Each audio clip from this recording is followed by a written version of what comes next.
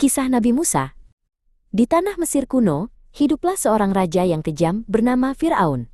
Ia takut pada Bani Israel, kaum Nabi Musa, karena jumlah mereka terus bertambah.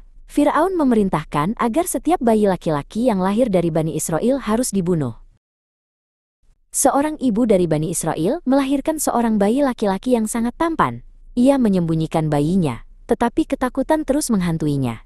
Dengan hati yang berat, ia memasukkan bayinya ke dalam keranjang dan menghanyutkannya di sungai Nil, sementara putrinya, Maryam, mengawasi dari kejauhan. Keranjang itu mengapung hingga ditemukan oleh istri Fir'aun, Hasiyah, yang sedang mandi di tepi sungai. Hatinya dipenuhi rasa kasihan saat melihat bayi itu. Ia memutuskan untuk membesarkannya di istana, tanpa mengetahui bahwa bayi itu adalah Musa yang ditakdirkan untuk menjadi nabi. Musa tumbuh dewasa di istana Fir'aun, dikelilingi kemewahan. Namun, hatinya tidak pernah tenang. Ia melihat bagaimana kaumnya, Bani Israel, diperlakukan dengan kejam oleh Fir'aun. Ia selalu merasa ada panggilan yang lebih besar dalam hidupnya.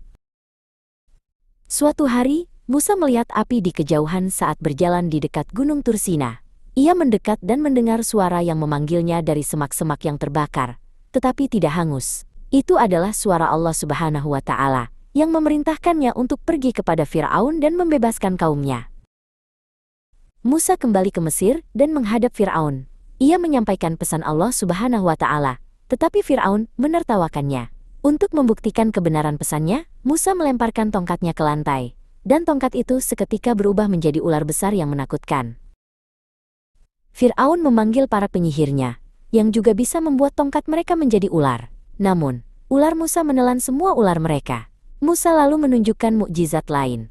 Ia memasukkan tangannya ke dalam jubahnya, dan saat ia mengeluarkannya, tangan itu bersinar terang seperti cahaya bulan.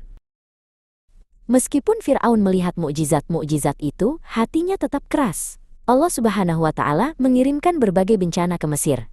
Akhirnya, Musa memimpin Bani Israel keluar dari Mesir, tetapi Fir'aun dan pasukannya mengejar mereka dengan marah. Mereka tiba di tepi Laut Merah. Di depan mereka adalah lautan, dan di belakang mereka adalah pasukan Fir'aun. Dengan penuh keyakinan, Musa memukulkan tongkatnya ke air. Lautan terbelah, menciptakan jalan kering yang membentang di antara dua dinding air yang menjulang tinggi. Bani Israel berjalan dengan selamat di jalan kering itu. Ketika Fir'aun dan pasukannya mencoba mengikuti, lautan kembali menutup menenggelamkan mereka semua.